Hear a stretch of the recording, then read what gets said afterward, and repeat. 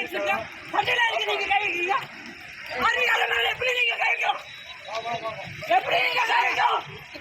நீங்க யார் ரைட்ஸ் கொடுத்தது? யூனிஃபார்ம் மேல எப்படி சார் கை வைக்கிறீங்க?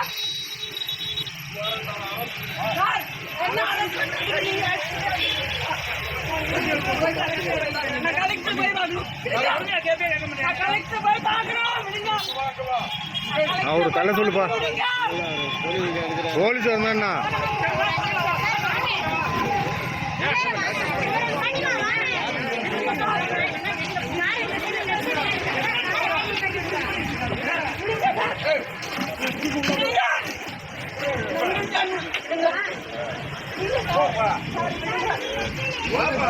கொஞ்சம் சைலண்ட் எடுக்கலாம்.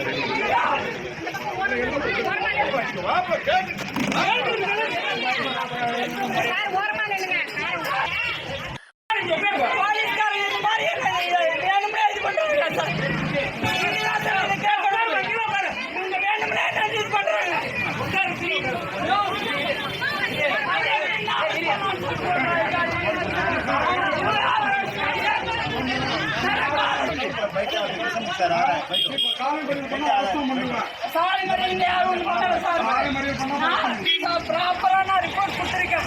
டிஜிபி, எஸ்பி, ஐடி இதை மனித உரிமை கழகம் நல்லா கவனிக்கணும். மனித உரிமை கழகம் நல்லா கவனிச்சு சார். 2 மாசமாச்சு நான் கொடுத்த கம்ப்ளைண்ட்.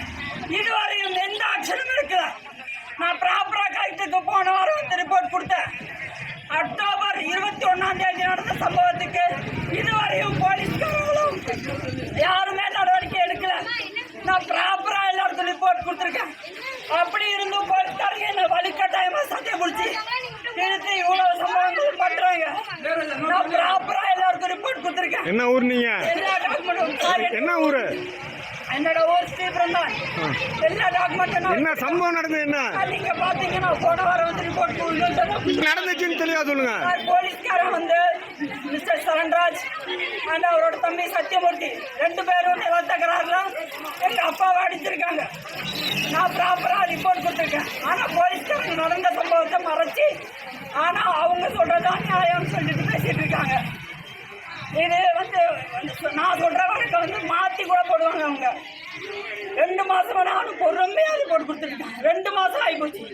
ராணுவ வீரனால எனக்கே இங்க பாதுகாப்பு இல்லை. சாதாரண மக்களுக்கு எப்படி